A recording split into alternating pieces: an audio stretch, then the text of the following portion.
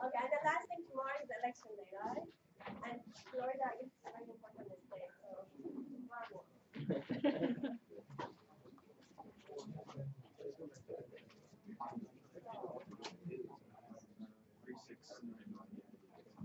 Okay, I guess last time. Oh, yeah. Okay, so before I start, I just need to maybe 2 minutes of time to spend the other time.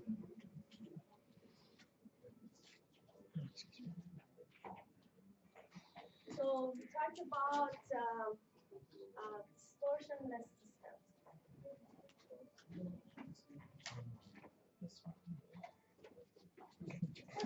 Wake up alarm.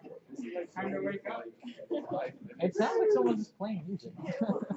You be with fun, like. All right. You've been snoozing since 8:47.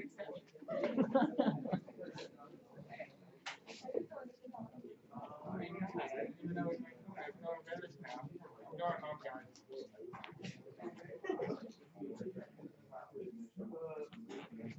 So anybody remember what's the impulse response for a distortionless system?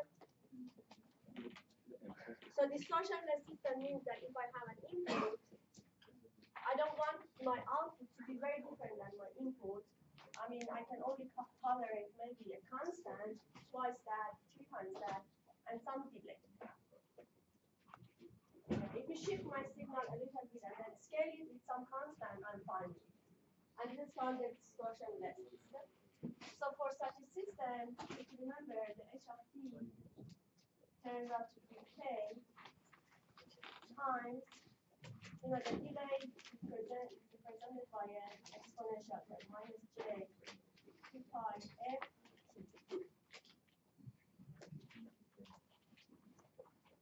In other words, h of x. Okay. So k times delta minus t.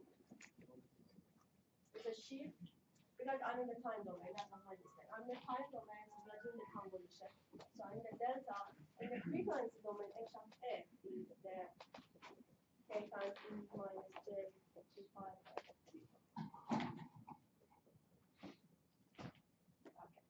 So we have a constant gain. So h of x is called frequency response. Maybe I can mention that, but the name of that is frequency response.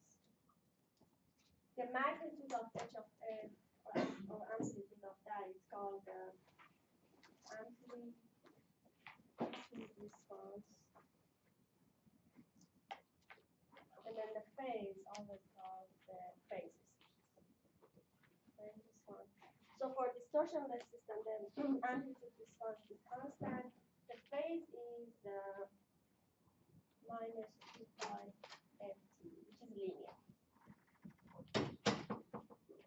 Okay, so this is very important. If you plot the phase, you're going to see something like that. It's a linear phase. So everybody therefore remember the linear phase corresponds to just a shift in time.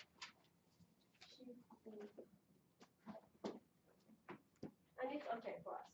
We don't like non-linear phase, but linear phase again is just as if I just shift my signal constant amount of time.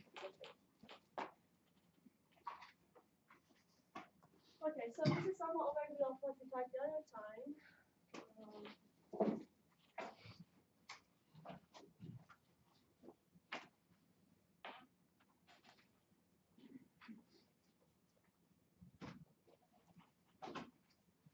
And we looked at the ideal low pass filter, which we already knew. This is an ideal low pass filter. It's a pulse. It corresponds to a sink. However, to make it more practical, we introduce a shift to the sink because if you have a sink, which is started at like if you have a sink like that, like start from 0. If this is h of t, is this causal? No. No, it's not causal. Very good. So this is non-causal. So I cannot make this in the lab. It's not practical. What we can do, we can shift these, like the main lobe, this is very important part. I shift it to some TD, and then maybe I can ignore this part. I can make a causal system. Okay, so again, the shift corresponds to a linear phase. So that's why you see a linear phase. And here it has to be shifted to TD, and that's why we see a linear phase. Okay. So what's the characteristic? The h of f is this pulse times e minus j2 pi ft. So again, this is because introduce the delay and the linear phase. This is for the introducing the shift in the time, which corresponds to the linear phase in the frequency. So this is linear phase in frequency, the shift in the time domain, frequency. Okay. So this is linear phase here. And this is gonna be the impulse response. We have this pulse. So this is the frequency response. In the F domain, we have the pulse and then this exponential term. Take an inverse, Fourier inverse. The pulse, the Fourier inverse is gonna be the sinc. So you get the sinc. However, because of this exponential, you get a shift in the time. And these are like the other filters, high pass and band pass. Again, you see the linear phase. This is to make just the h of t, make it causal, to make the h of t causal.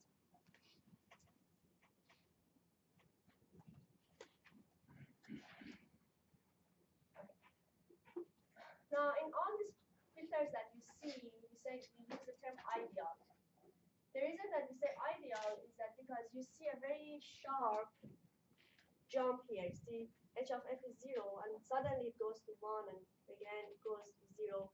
So again, we cannot make this in the lab. We cannot have this. We cannot generate something that, like, suddenly at 1 second, at the same time it jumps some amount. Okay, we cannot make this in the lab. What we can make is something like that, more smooth. We cannot have this sharp change. We can have a smooth change, and that's why practically you can come up with different filters, and one of them is Butterworth. This is a very famous filter.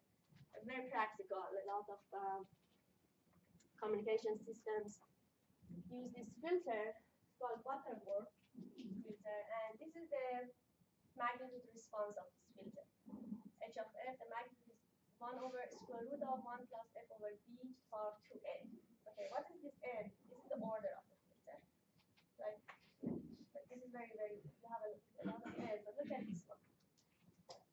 This is, the rectangular one is the ideal one, but the one that is smoothly going down, that is the practical Butterworth filter. And the order there is 4.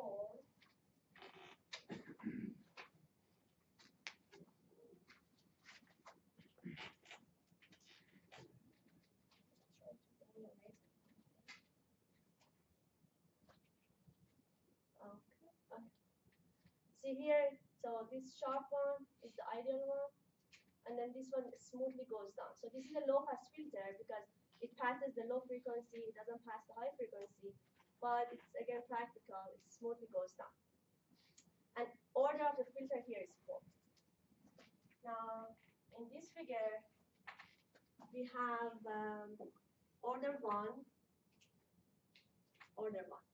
So order 1, as you see, it slowly goes down. So definitely this is not a very good high pass filter because it still passes a lot of high frequencies.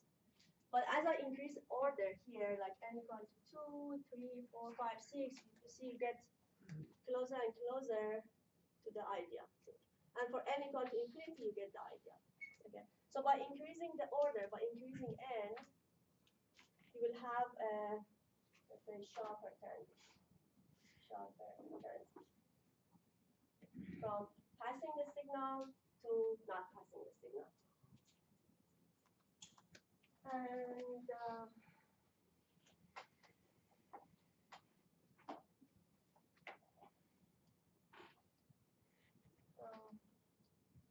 So B is, okay, look at here.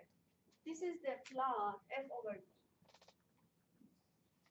So for all of these like curves for different orders, as you see, all of them are passing this point. Okay, this is the point where F over B is equal to 1. So this is when the frequency is exactly B. All of them are passing that point. And if you look at that point is, the maximum is 1. So if we start from 1, and that point is, like, if we drop 3 dB. 3 dB is equivalent to saying that the amplitude or the magnitude has dropped by a ratio of 1 over square root 2. Okay? So therefore, it means that if the value here is 1, if it drops by the value of 1 over square root 2. 1 over square root 2 is almost this amount. How do I get the log of or dB of that? If you say 20 log 10 of this value, you get minus 3 dB. Okay. So minus 3 dB is when your amplitude is dropped by this factor, 1 over square root. Okay. So now, and this is called actually the half power bandwidth or cutoff frequency. So the cutoff frequency of filter is called when the magnitude response drops 3 dB. So whenever you drop 3 dB, that's called the cutoff frequency. Cutoff frequency of the filter. Okay. And for Butterworth, interestingly, for all these degrees, different degrees, they all are passed from this point, and this point is exactly 3 dB. So all of them have this cutoff frequency of equal to B. So if you go to MATLAB, you can put any B here, okay, and then plot this. So select an N, select a B, plot it, and you're gonna get a curve, and then change different values of N, you're gonna get different curves, and you can change B, and you see the cutoff frequency changes. That would be a good exercise for you to do that. Okay.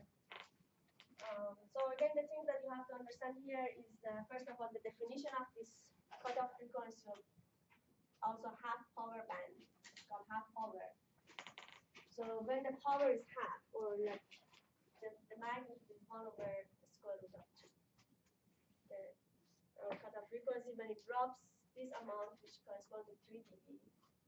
Please write this down. So how did we come up with the 3 dB? So 20 log 10 of this amount, 1 over square root 2 is minus 3. Okay.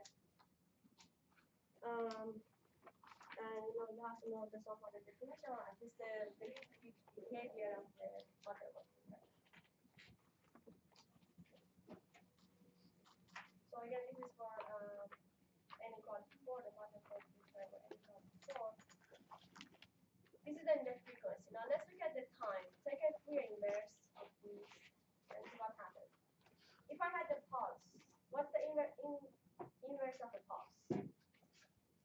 Sync, okay? So this dotted line is the sync. Okay, and we have a linear phase. Again, we want to make it puzzle, so we shifted it. That's why you see a linear phase. So this dotted one is the ideal one. So I get a sync, and it's a shifted sync. I get a sync, and it's a shifted sync. Okay, now how about the Butterworth? For Butterworth, the phase is like that, by the way. So it's not a linear phase. It's not a linear phase. And if you look at the impulse response, or impulse response of that, it's like that. It behaves like a sync function, but a little bit different. Okay, so instead of using an ideal filter, you cannot use it in the lab. You're going to use a Butterworth, and we are dealing with such an impulse response.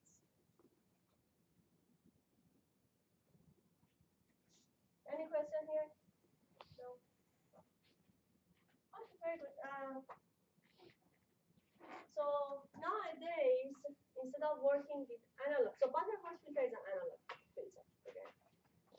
So it was very famous for quite some time, and probably still it's being used. However, after the digital revolution, nowadays probably what they do is like that. Instead of putting an analog signal, so X of t is my analog signal, right? Instead of putting an analog filter, what they do is that they first convert it to digital. So I put a to D here, so I get digital samples. Then I will put a digital filter.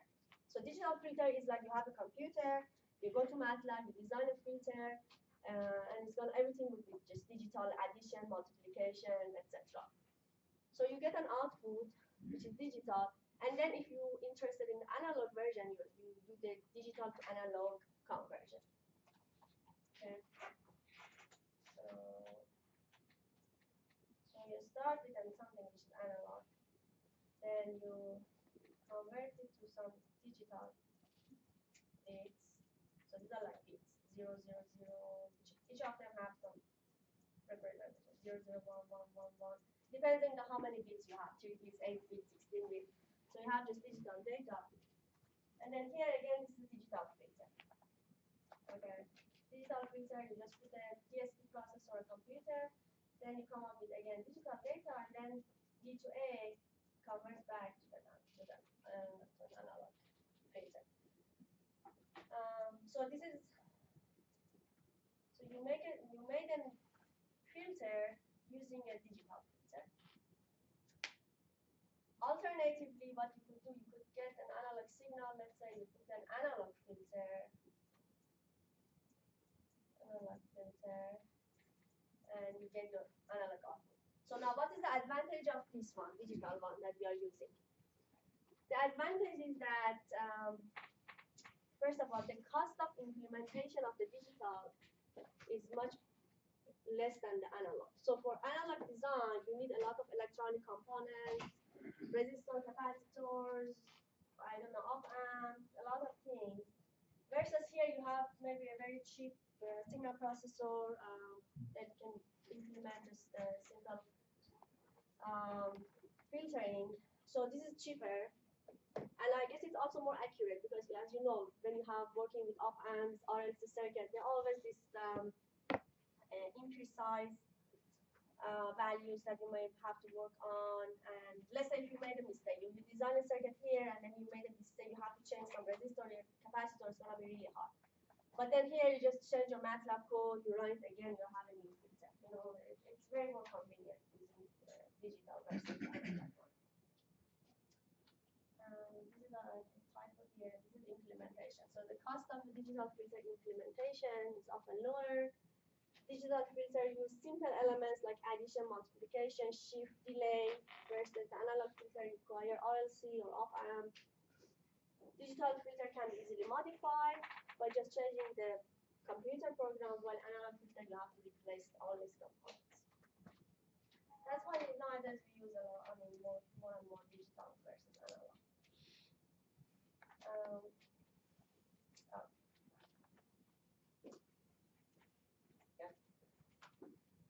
So next, we're gonna study some of the distortions that we are gonna see in communication system. Again, just a flashback.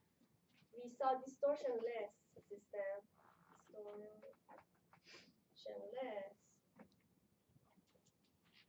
which is just gain and shift. But now let's look at some of the distortion system, some of the effects that we don't actually like, but probably gonna be in the communication system. So again, this is the distortionless system.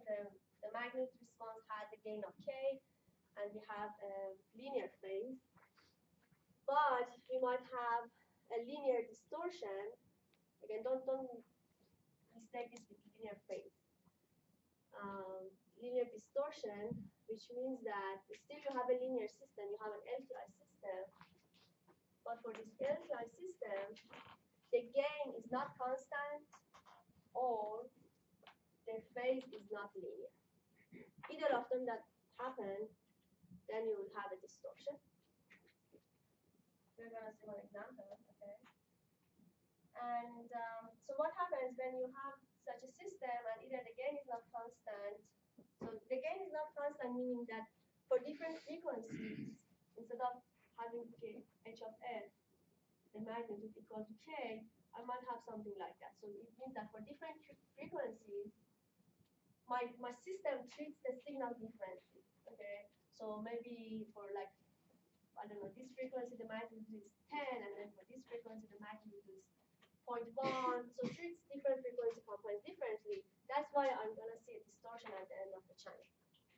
A linear phase or non-linear phase means that so my phase is not linear anymore.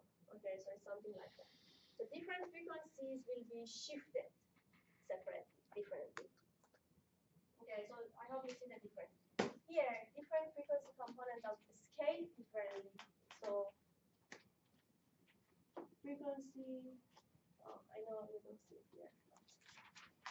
So for these, frequency components are shifted, scaled unevenly. For this one, what should I say? Frequency components are here. This is the scale. Here is the shift. Yeah. Frequency components shifted unevenly. That's why we are going to see the distortion. And we are seeing actually a very, very nice example here, and there was another example in your homework. Please go back and redo it. And so what happens that when we have this kind of distortion, what happens is that it causes a spreading or dispersion in the time. We are going to see again an example, but the effect is like this.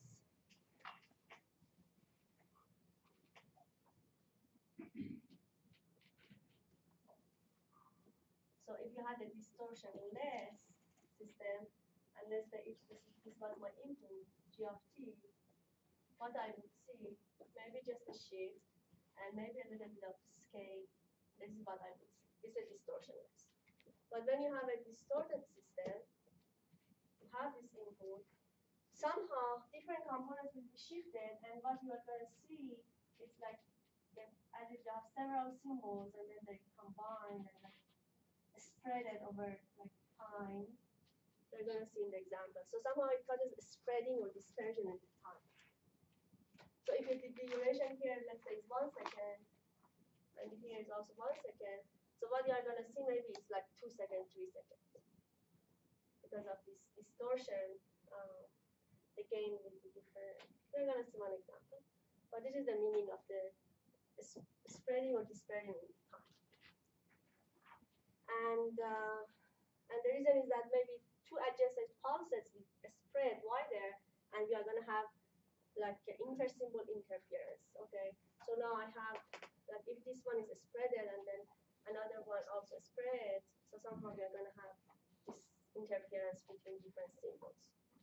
This is best explained this example, and this is the final thing. Let's start from the end. This is my input g of t, and if it would go through a distortionless system, I'm gonna get like that, maybe shifted a little bit scale. But after going through a distortion, this is what you have got, a spread in the time. So this has been converted to this. But let's do the math. See why this.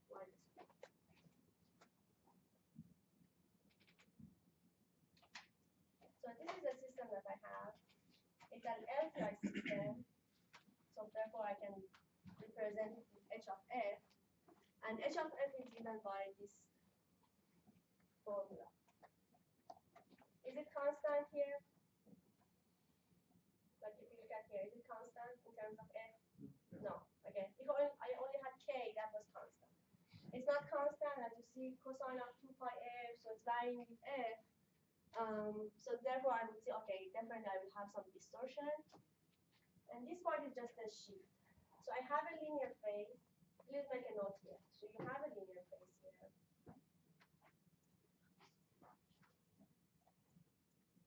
Linear phase. But non-constant gain.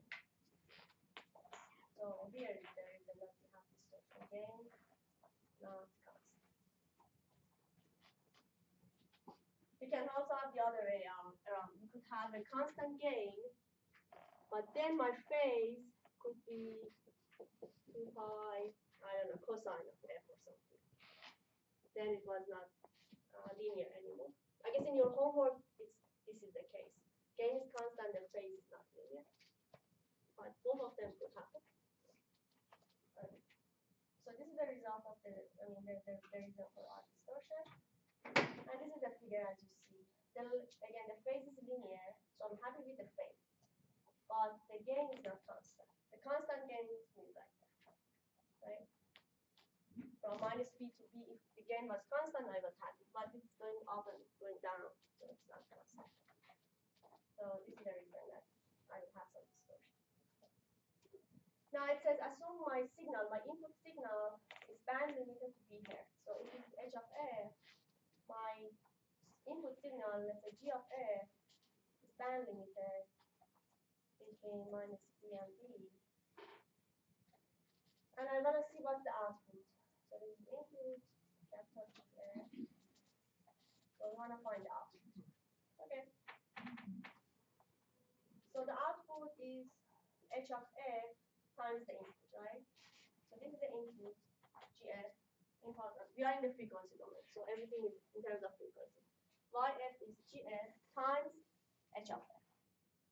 H of f is 1 plus cosine that exponential thing times this pulse. Why do I have this pulse? Band limit. Because this is from minus b to b, right? If I don't put these, then it's gonna I couldn't enforce that it's between minus b and b. But my function is that for between minus b and b you have this. So I have to multiply it by this pulse. Everybody got that? So you have a condition. If only f is between minus b and b, I have this, and before and after that's 0. So this is well represented by a pulse. So what I have here, multiplication by a pulse. And then now look at these two. My gf times the pulse. So this is my gf times the pulse between minus b and b. What do you think the result would be? Exactly, gf. Because my signal was also band limited. My signal is within this range.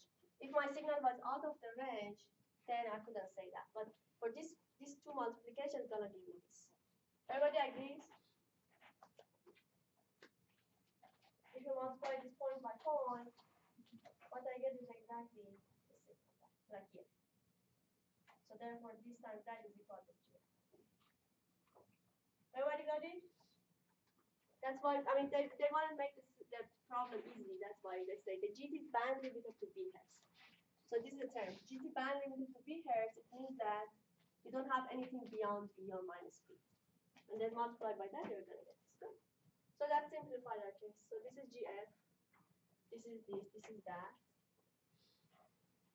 Just multiply GF times exponential terms plus GF times K times cosine times exponential. GF K cosine exponential. So anybody can guess what's next? This is y of x. And you remember we want y of x. What should I do?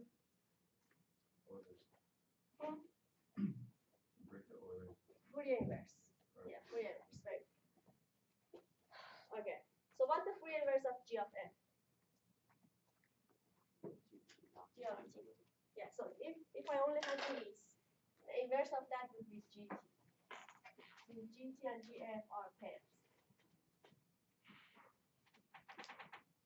But now I have gf times this exponential. What do you think would be the inverse of that? G minus T naught. G of t minus td. Very good. So everybody should recognize that when you have this familiar exponential term, If it's multiplied in the frequency, corresponds to the shift in the time. So you have to recognize this, okay? So teach your brain to recognize this term. So this is just a shift. Good. So therefore, when I take the Fourier inverse, this term would be g of t minus td plus. Okay, k is k. That's fine. Now forget about this one. What is the Fourier transform of? Okay, so if I have gf times cosine. If you remember this, that's really, really good. Gf times cosine. What do you think? So multiplication by cosine.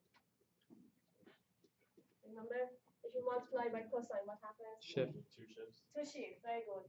Left and right. Very good. Okay, so basically this is g of t minus capital T and then g of t plus capital T. It might have a scale or something also, right? But you have to check the table. Maybe there's a half here. But I mean, I'm happy till so far because multiplication by cosine, one side is the two shifts, remember, to the left and right. Okay, good. So therefore, this we got. Now we have another exponential. What should I do? So now the whole thing now is multiplied by another exponential. Again, another function. Okay, what is the amount? TD. TD, very good. So now shift everything here, t minus TD. Okay? The upper rule. Anybody can tell me what happens? Is that going to be G of T minus TD? Capital T minus TD, okay? And then G plus T minus TD? T Yeah. plus capital T? And then minus TD again. Good. Yeah, instead of T, just put T minus TD.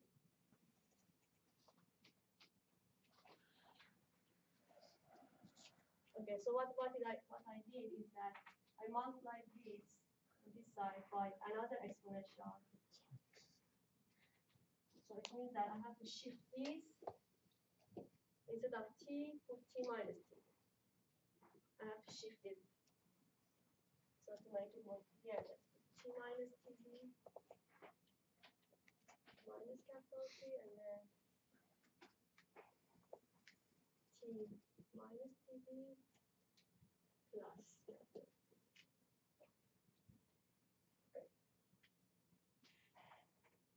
Everybody got it? So this was a perfect example. Just make a start here to work on it at home. So this will teach you several of these items that we have in the table. Multiplication by exponential, which is just a shift. Multiplication by cosine is two shifts, and another exponential, another shift. So it's a perfect example. Okay? So now everything is written here nicely.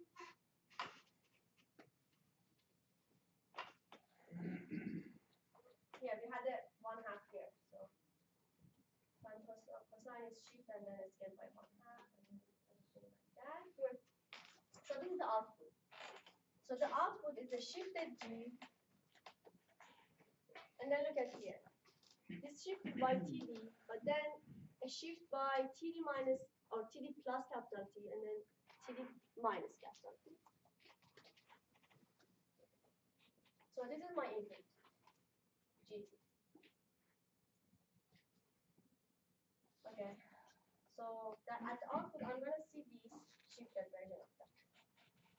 So the red one that you see here, so the red one is this GT minus T. It's just a shift of that. And this is not a distortion, okay? This is just a shift. I'm fine with that. My distortion, my problem is that these two other terms.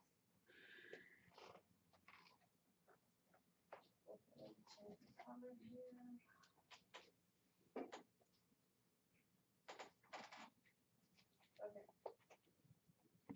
T minus TD minus capital T. Which one do you think? I have to shift my G. What's the amount? A lot to the right. To the right by the amount of TD plus capital T. So in other words, the 0 here will be moved to, if you put the argument equal to 0, what do you get?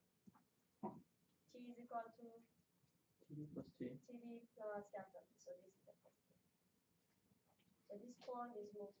So this is the blue one, blue term. And then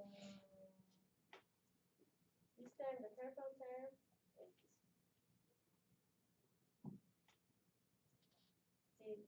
See, if you put it is equal to 0, you're going to get T is equal to TD minus capital T. TD minus capital T. So this point 0 transferred to T. Okay, and now at the end, these three symbols are going to be added to get the black ones. And that's why we call it the signal is spreaded. So the red one now is spreaded because of this shift in the scale version of that. And so we got the distorted version. So dispersion of pulse caused by its echoes. Okay, that's a nice term. So it's like you have echoes of the original signal because of the distortion. Okay, good. So now please go back to your homework and solve one of the problems that you have in your homework is about also the distortion systems. Just try to work that. Any question here? No? Yeah, okay. So now another example. This one is not an LTI system. Okay. The other one was LTI. And how do I know? Because I had H of A. If you remember, I told you that for linear system, all you need is H of T or H of N in Gauss system. But if you don't have the linear system, you have to represent the system by the relation between X and Y. You cannot say just H of T is that. That's not enough. Okay? For a nonlinear system, so this is linear LTI. If you have a nonlinear system, H of T doesn't mean anything. I mean, H of T is just one. It's not enough. To represent the signal, so no system. You have to show the relationship between X and Y of T to represent your system. That's why for this system, we say, you know what? I have this relation. If you give me X of T, then I'm going to add it with like 1.58 times X squared, and then that's going to give me the output. Clearly, this is a nonlinear system because of this exponent. I mean, this square. So it's a nonlinear system. Okay, for this system, this is the input, and you're asked to find the output. So the input is a pulse in the frequency, which corresponds to a sinc function in the time domain, which is the input, which corresponds to this pulse. Okay, one thing that I expect you to know that you have the table of how we, for example, when you see these, what's the corresponding pulse? When you say F over 2000, you have to know from the table. You don't have to memorize. From the table or from your cheat sheet, you have to know what's the pulse. So this 2000 is like the duration of that pulse. From 1000 to 1000 has 2000 duration. So that's the pulse that you're going to get. Okay, so this corresponds to this pulse. This pulse. Okay. And that corresponds to the sinc function. Very good. So this is X of F. So I find this X of F. Now I have to also find the Fourier transform for this one. So the constant is okay, and then X is squared. So anybody remembers, if I have a sinc, it's gonna be pulse. Now if I have a sinc squared, so X squared here is gonna be sinc blah blah squared. So what's the Fourier transform of sinc squared? Capital. Triangle. Very good. So please have this also as always in your cheat sheet. So sinc is going to pulse sinc squared triangle.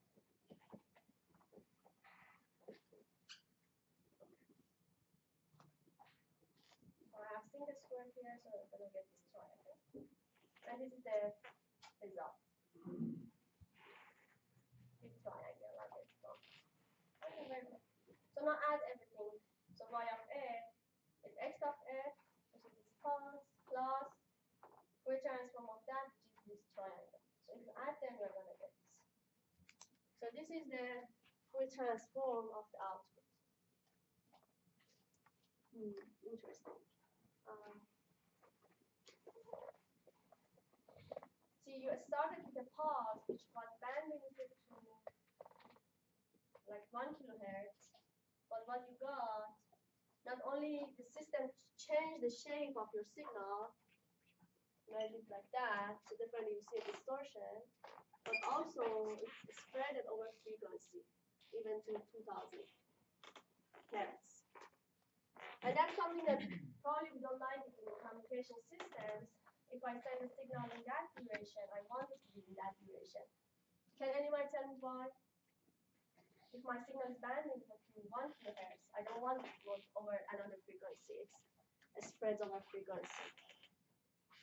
Can anybody guess why? It might overlap with another carrier frequency. Very good, very good. Because you remember, we packed all these pulses in the frequency. I told you, for example, AT&T, T-Mobile, etc., etc. So they have thinking, okay, I have these different pulses, just come back to back of each other, and I assign each frequency to each person or each carrier to I don't know, system. Now, if this is assigned to me, and then my pulse looks like that, then it's gonna be, interfering with another pulses, and if also this one has some interference, so it's gonna be disaster, alright? So therefore, what at least we can do is that after I receive these, I put a filter. I put a filter at the receiver, so at least to get rid of this extra thing. But still, I see this distortion and some undesirable features. But at least this is just a very quick remedy to get rid of the end of the pulse. Okay. Any questions? So I see all of these are just a practice of what you have learned before, putting all of them together in different examples.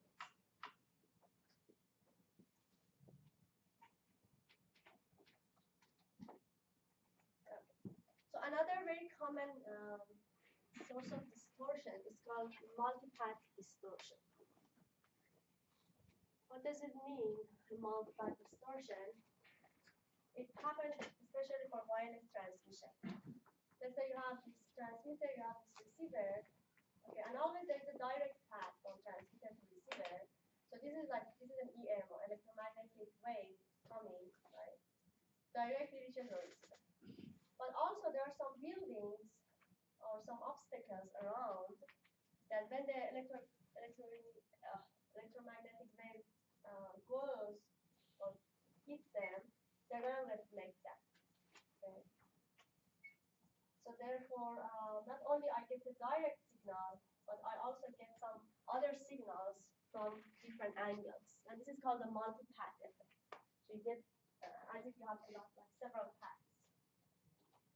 And each path basically has different delays. For example, if the delay from directly tau 0, from here you might get the delay of tau 1, from there you might get another delay.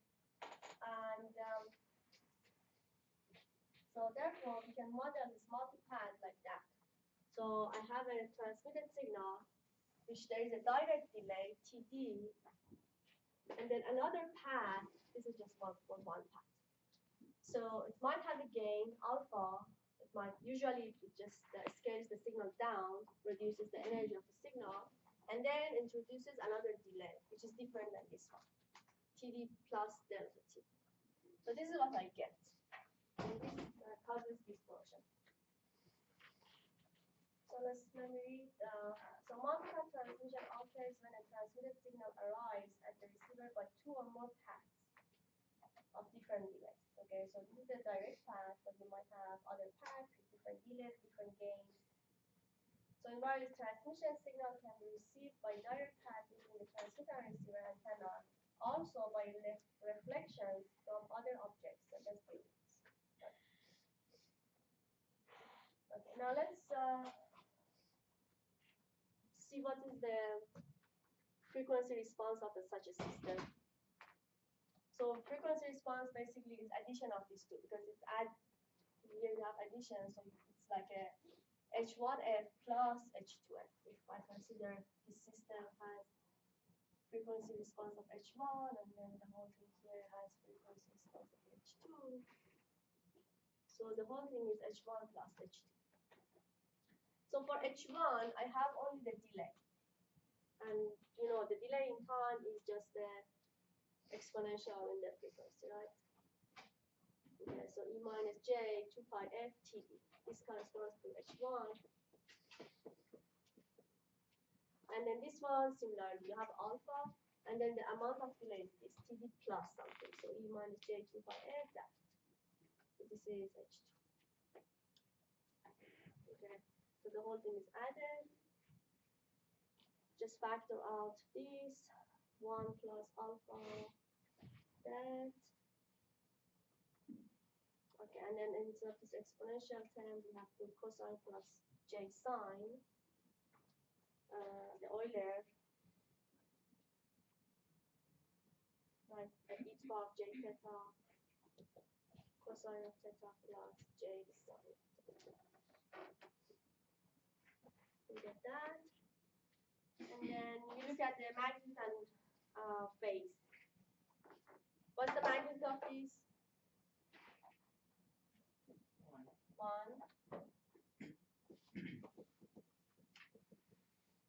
What's the magnitude of this? This is the real part. This is the imaginary part. Real part squared plus imaginary squared, the whole thing is the square root. Right? So this is squared plus that is squared, and then the whole thing is squared. You get this. Everybody got this? If you have a complex number x plus jy, what's the magnitude of the?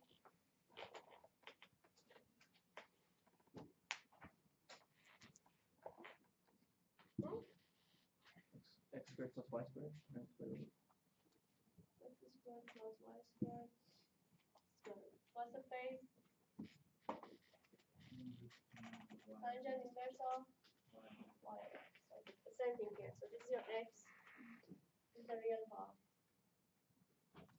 And then minus alpha, that is like your part, the imaginary part. So this is squared.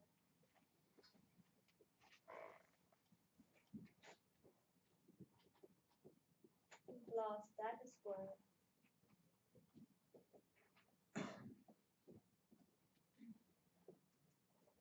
Okay.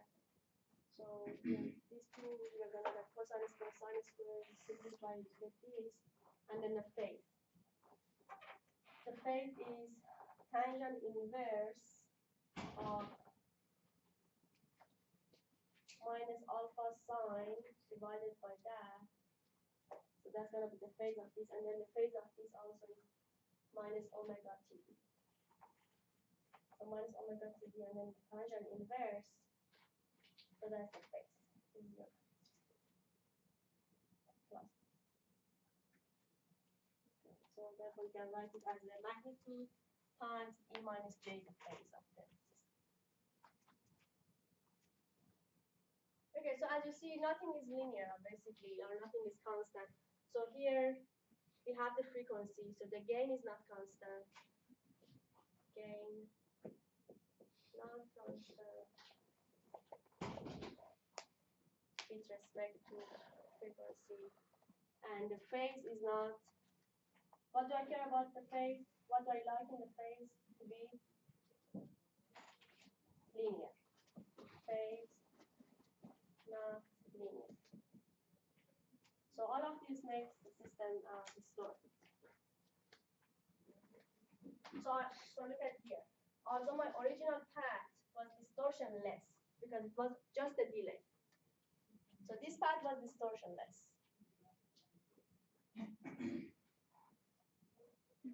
How about this path actually?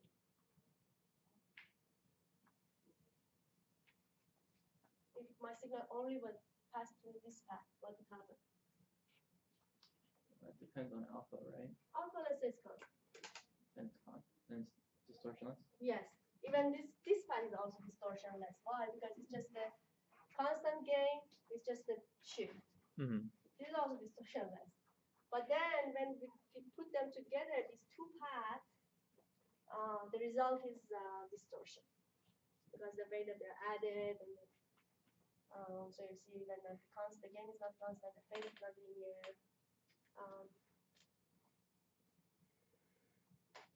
So that makes the system distorted. Okay, good. So this is the result. We have the plot here. So this is h of f, the magnetic response.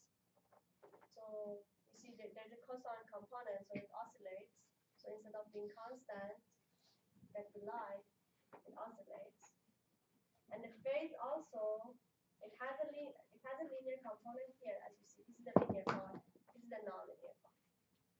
So this is the linear part, but it oscillates around. So you got the non-linear phase. So non-constant phase or magnitude, non-linear phase.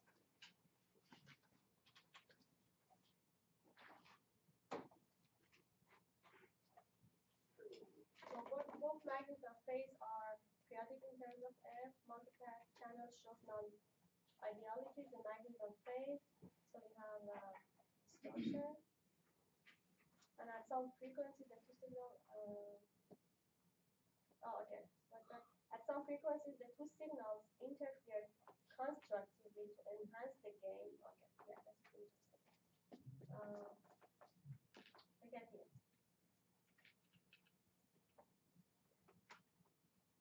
So if we didn't have the second path, if I didn't have the multipath here, this was the gain, the dotted one. But now look at here, the gain is sometimes even going up. So the gain is higher and then lower, higher, lower. So in the areas that the gain is higher, it says the signals are added constructively to enhance the signal. Okay. And then the areas that the gain goes down, the interference is not good. So while in some frequencies, the two signals even cancel each other. So at some frequencies, the two signals cancel each other, and at some frequencies, they add constructively. So example.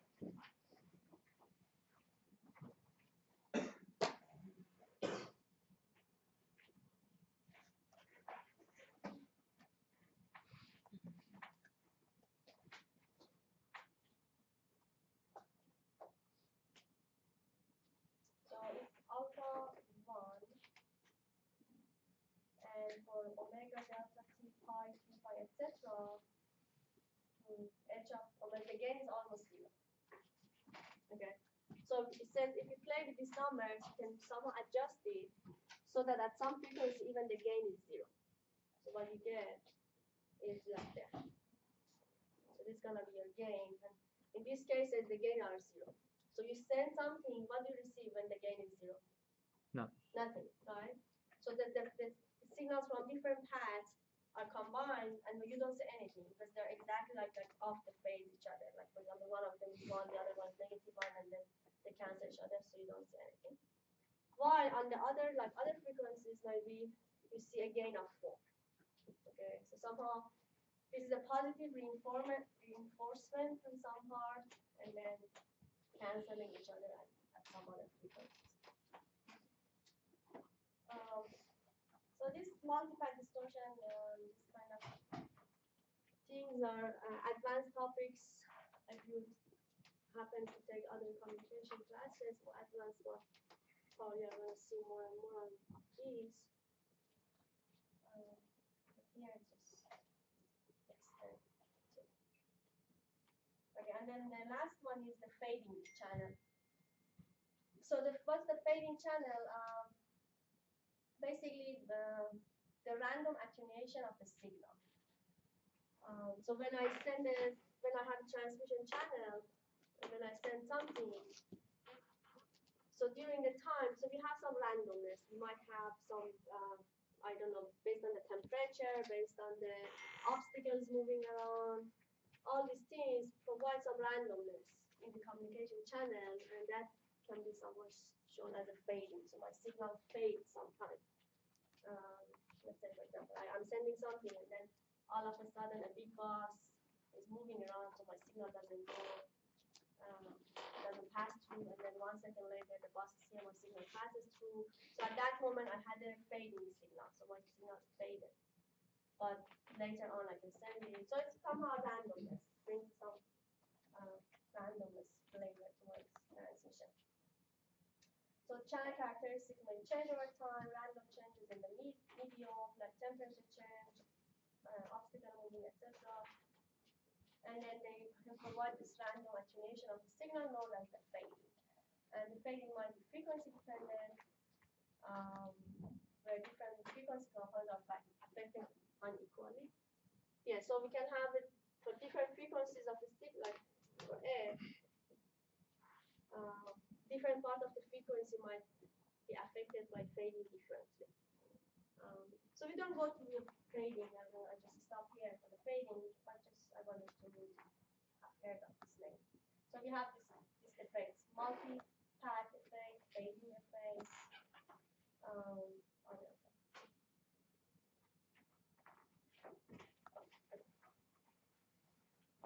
And one thing again you had in your homework was use of the Parseval theorem. So here we have the proof. Parseval theorem is a very powerful theorem. So what it says? It says if you look at the energy of the signal, we already know the definition of the energy. Integral from minus infinity to infinity, magnitude of GT squared. So this is the energy of the signal in the time, right? Now, if you look at the frequency, instead of GT, put GF. Okay, so as you see, so we have GT, we have GF. So what it says here, it says the integral of GT squared dt gives me energy. But the same thing here, if you have integral of GF squared, they happen to be equal. You're going to prove that. This is the partial one. So it says if you look at the energy of the signal in the time and the energy of the signal in the frequency, they're equal. Okay, and they have to be equal, right? Because it's all energy of the signal. It doesn't matter if I look at the time or frequency, they have to be equal. And this is known as the Parseval theorem. Let's prove it.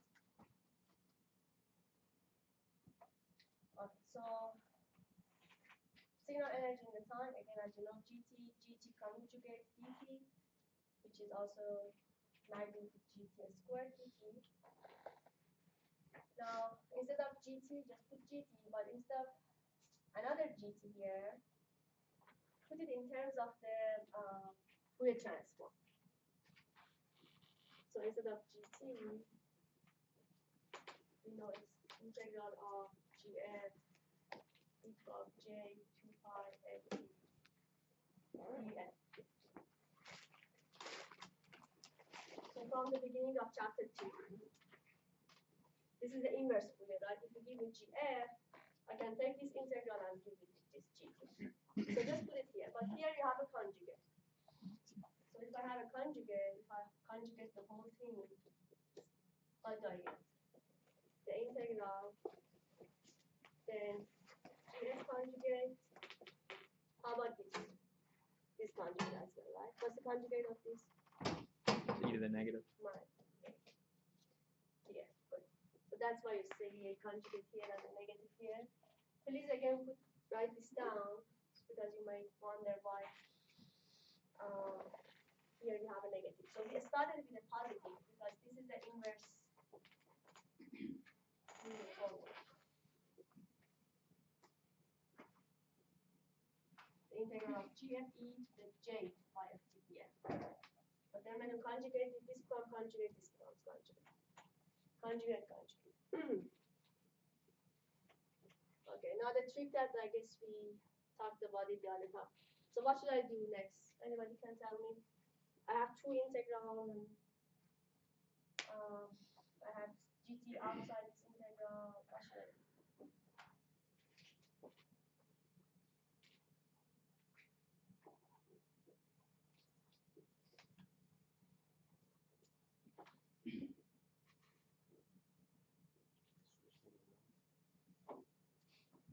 Do your time integration first, since they both involve time. Timing. So this is the DC, this is the GT. You mean inside this one? Like this one first? Yeah, so you're pulling out the GF since you're gonna integrate with respect to time first. So only this one? GT and I guess the e to the negative j. See, at this point, if you look at this, you have only one option.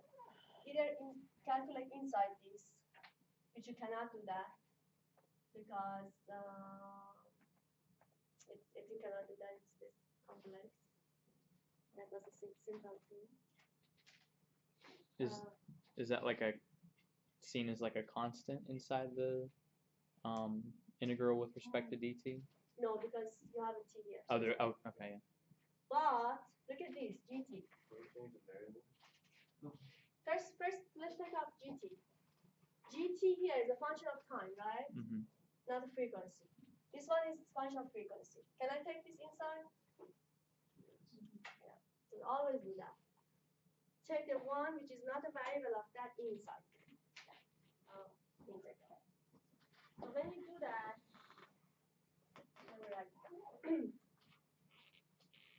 so now you have two integrals. And then now GT is inside. That's good. You don't see this part, right? Do you see this? Still, I'm in a good class. Good part. CF is okay, good. Now the second trick is now switch them. Change this to now make it DT and DF.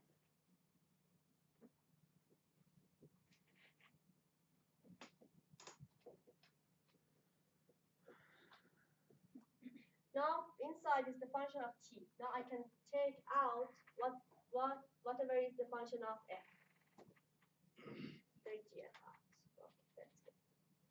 So now I have gf conjugate and then the integral of gt e minus j 2 pi ft dt. The whole thing and then the df as well.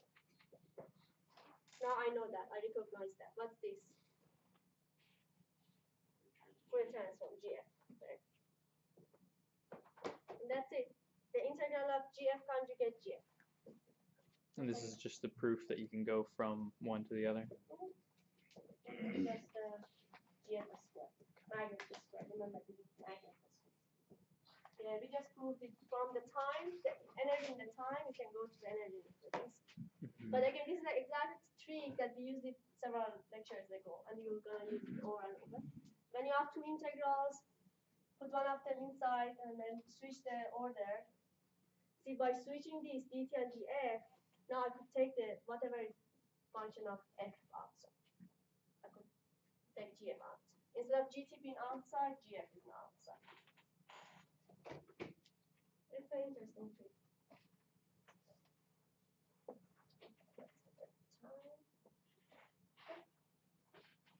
And this is the parcel of the basic.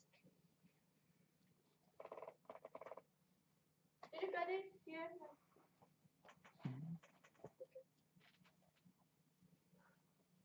So the more that you do it at home for yourself, just write it down. You'll get more.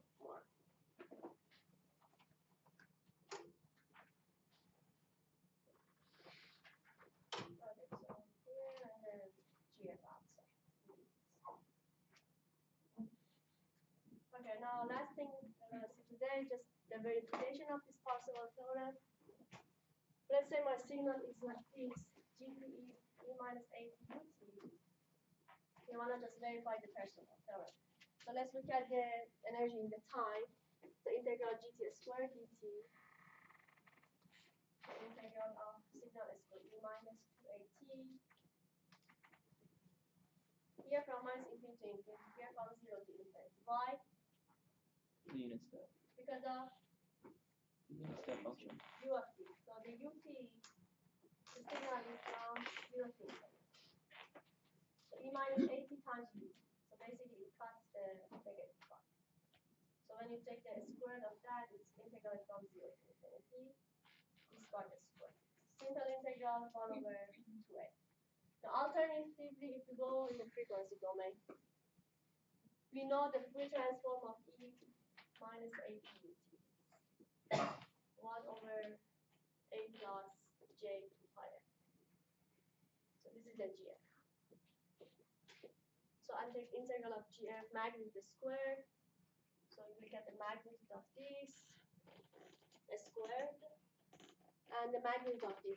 Magnitude of the numerator, which is 1, the magnitude of this, and then a squared of that. So it's gonna be a squared plus 2 pi f squared. So you get this. And then this integral is not as easy as that one. Just look at the table. So we get this formula for that. It's a tangent inverse. Replace the limits and they get the same. Okay, so this is just to verify that this is correct. Okay, so again, so the interpretation is that it doesn't matter if you look at the time representation of the signal or the frequency representation of the signal. The energy is gonna be the same.